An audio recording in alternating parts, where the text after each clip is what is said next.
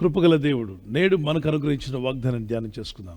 యెషయా గ్రంథం 45:3 అంధకార స్థలంలో ఉంచబడిన నిధులను రహస్య స్థలంలో మరుగైన ధనమును నీకు ఇచ్చేదను.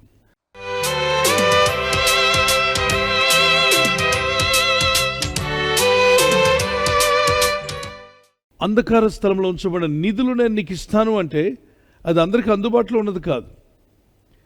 ఈ లోకంలో ఉన్న జ్ఞానులకి అది అంధకారంలో ఉంది కనుక వారు కనుక్కోలేకపోయారు.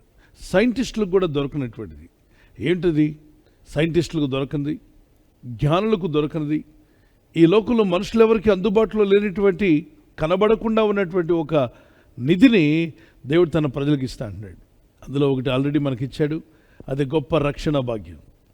ఈ రక్షణ అనేటువంటిది అనేక మందికి తెలియట్లా. దీనిలో ఉన్న రక్షణానందం కానీ, ఈ రక్షణ పొందినప్పుడు మనిషి కలిగే మార్పు కానీ, ఈ ఆత్మీయాత్రలో పరలోకం చేరేంత వరకు, పరలోకం చేరిన తర్వాత దేవుడు మానవుల కొరకు ఏర్పాటు చేసిన ఇవన్నీ మానవ దృష్టికి కనబట్టలేదు. వాళ్ళందరికీ అంధకారంలో ఉన్నట్టుగానే ఉన్నాయి. ఒకప్పుడు ఎడారిలో బతికే వాళ్ళకి ఆ ఎడారి మైదానం కింద ఆయిల్ ఉందన్న సంగతి తెలియదు. ఆ ఆయిల్ వారు పైకి తీసుకురాగలిగితే హ్యాపీగా బతకగలరన్న విషయం వారికి తెలియదు. ఎన్నో ఏళ్ళగా, ఎన్నో తరాలుగా ఎర్రని ఇసుక మీద బతికారు. తినడానికి సరిగా ఆహారం లేదు, చాలా ఇబ్బంది పడుతూ బ్రతికారు. కానీ వాళ్ళ కాళ్ళ కిందే అంధకార స్థలంలో ఆయిల్ బావులు దాచి ఉంచాడన్న సంగతి వారికి తెలియదు. తర్వాత కాలంలో అవి బయటపడ్డాయి. బీద దేశాలు, దరిద్రం కొట్టుకున్న వాళ్ళందరూ కూడా ధనవంతులు అయిపోయారు. అంతేకాకుండా ఓ ప్రాంతానికి వెళ్తే, కాలిఫోర్నియా ప్రాంతంలో ఒకప్పుడు అదంతా కూడా భూభాగంగా ఉండేది, కానీ దాని కింద బంగారం ఉందని ఎవరు కనుక్కోలేదు. కింద బొగ్గు గనులు ఉంటాయి, కానీ ఆ విషయం తెలియక పైపైన ఇబ్బంది పడుతుంటారు. ఈ లోకంలో ప్రజలు దేని కొరకో ప్రాకులాడుతున్నారు, కానీ ఆత్మరక్షణ అనేటువంటి విలువైనది దేవునితో భయభక్తి గల వారికి దేవుడు ఉచితంగా దయచేస్తున్నాడు. ఈ రక్షణ పొందిన వారై ఎప్పుడు ఎక్కడ మనం కన్ను మూసినా నిర్భయముగా పరలోక పట్టణానికి వెళ్ళే అవకాశం మనకుంది. దానితో కూడా దేవునితో భయభక్తి కలిగి జీవిస్తున్న మిమ్మలను భూమి మీద ఆస్తికి కర్తలుగా చేస్తాడు. ఆయన వాగ్దానం చేశాడు, నేను ఇస్తాను. మన కంటికి కనబడింది దేవుని కంటికి కనిపిస్తుంది పిల్లరా. అయితే ఆయన చెప్పిన ప్రకారంగా ఆయన మార్గంలో జీవిద్దాం, ప్రార్థిద్దాం, దేవునితో భయభక్తి కలిగి ఉందాం. రహస్య స్థలాల్లో ఉన్నటువంటి ఆ ధనమును దేవుడు మీకు దయచేయునుగాక. మీ జీవితాలు ఆశ్చర్యకార్యాలు చేస్తాడని నమ్మండి. నేను అన్నాను కదా అని ఈ మాటను పట్టుకొని వెళ్ళి తవ్వకాలు స్టార్ట్ చేయకండి. గుప్త నిధులు కాదు, ఈ నిధులు కాదు, ఏది దొరకదు మీకు. మీరు ప్రార్థనలో ఉండండి. మనకంటూ ఒక గని ఇచ్చాడు, ఆ గనిని తవ్వండి. అదే ప్రార్థనా గని. ఈ ప్రార్థనా గని అనేటువంటిది ప్రతి విశ్వాస జీవితంలో ఉండాలి. అనుదినము ప్రార్థనలో దేవుని దగ్గర మొరపెట్టండి, ప్రార్థించండి. ఉదయం సాయంకాలంలో పరిశుద్ధులు, సేవకులు, దేవుని సేవకులందరూ కూడా కలిసి, విజ్ఞాపనకర్తలు ఏకాత్మతో ఏక మనసుతో ప్రార్థన చేస్తున్నాం. అపోస్తులందరూ ప్రార్థించడానికి ఎక్కువ సమయం ఇచ్చారు. మేము ప్రార్థన చేయటందులో, వాక్య పరిచయంలో మేము ఉంటాం, మిగిలిన పనులు సంఘంలో ఉన్న వారు చూసుకోండి అని చెప్పి వారు ప్రార్థనలో గడిపారు. యేసు ప్రభువారు ఈ లోకంలో ఉన్నప్పుడు ప్రార్థనలో ఎక్కువ సమయం గడిపినట్టుగా మనం చూస్తున్నాం. తన శిష్యులకు ప్రార్థన నేర్పినట్టు చూస్తున్నాం. ఈ ప్రార్థన గనిని ప్రతిరోజు వాడండి. ఒక కీర్తన పాడుకుందాం. అందరూ కలిసి సంతోషంగా ప్రభు స్తుతిస్తూ ఈ కీర్తన పాడుచుండగా,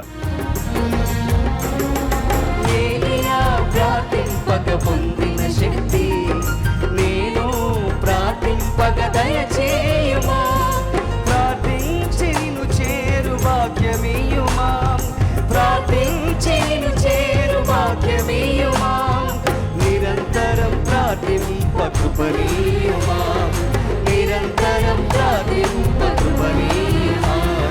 ప్రార్థన శక్తి నాకు కావాలయా, నీ పరలోక అభిషేకం కావాలయా.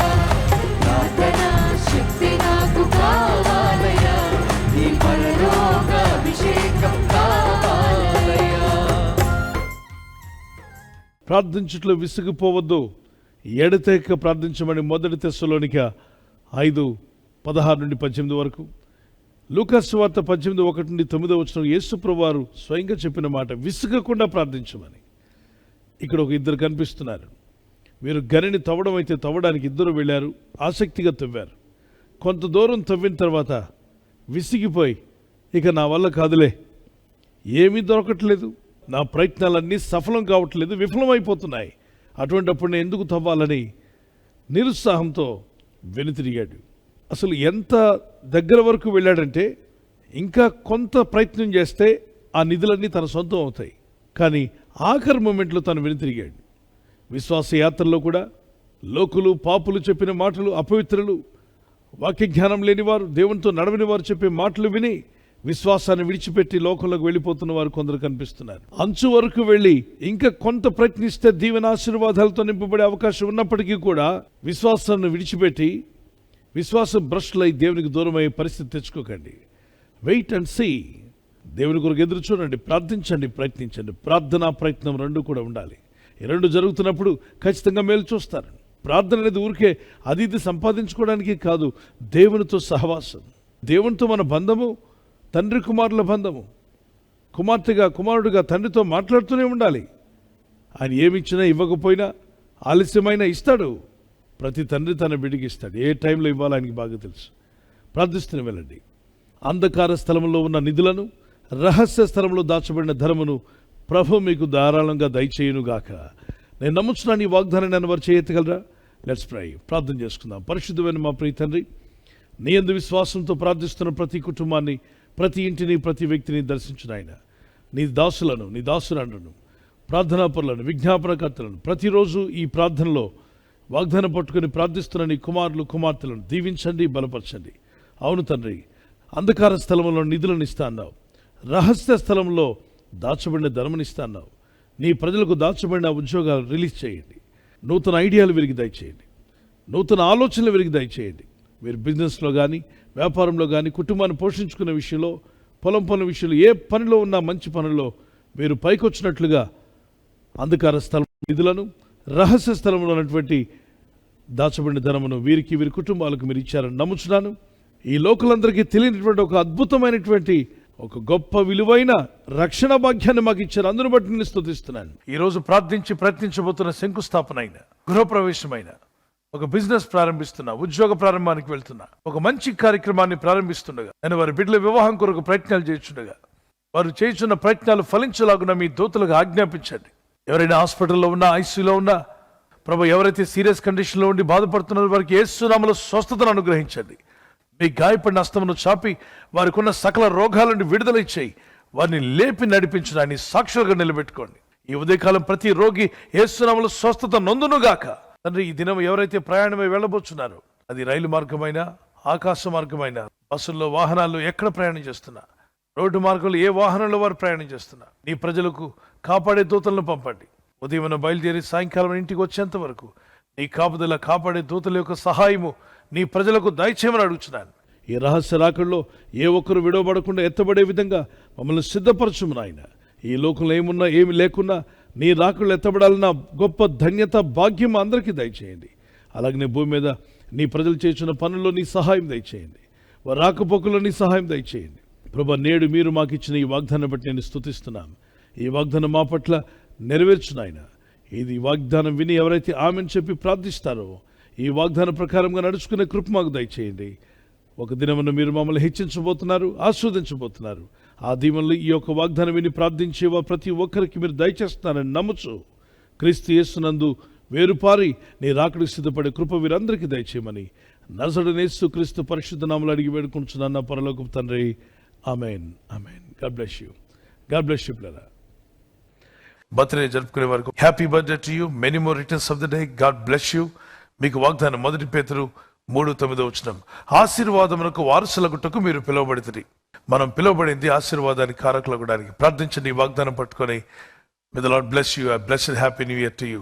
మరి ఎవరైతే యానివర్సరీ జరుపుకుంటారో మీ అందరికీ వాగ్దానం ద్వితీయోపదేశకాండం 31:8 నీ ముందర నడుచువాడు యెహోవా, ఆయన నీకు తోడయుడును, ఆయన నిన్ను విడువడు, నిన్ను ఎడబాయుడు. భార్య భర్తలుగా మీ ఇద్దరు ఈ వాగ్దానం పట్టుకొని ప్రార్థన చేయండి. Happy wedding anniversary. Many more returns of the day. God bless you. ప్రభు మిమ్మల్ని ఈ వాగ్దానంతో బలపరచునుగాక. భార్య భర్తకు లోబడాలి, భర్త భార్యను ప్రేమించాలన్న ఈ ఆజ్ఞకు విధేయులైతే మీ ఇల్లు అద్భుతంగా ఉంటుంది, కుటుంబం సమాధానంగా ఉంటుంది, దేవుని చిత్తం నెరవేర్చే కుటుంబంగా మీ ఇల్లు ఉండునుగాక. God bless you. ఈ ఛానల్ ను మీరు సబ్స్క్రైబ్ చేసుకోవడం వలన 2 పనులు జరుగుతున్నాయి. ఒకటి, సువార్త జరుగుతున్నది, ఆత్మలు రక్షించబడుతున్నాయి. రెండవది, పేదలకు, అనాథలకు ఈ ఛానల్ ద్వారా సహకారం అందించడం జరుగుతుంది. మనం సబ్స్క్రైబ్ చేసుకోవడం వలన అందరికీ సహాయం చేసిన వారమవుతున్నాం. ఖచ్చితంగా ఈ యూట్యూబ్ ఛానల్ ను సబ్స్క్రైబ్ చేసుకొని బెల్ బటన్ ను క్లిక్ చేయండి. మీకు వెంటనే మెసేజెస్ పంపబడతాయి.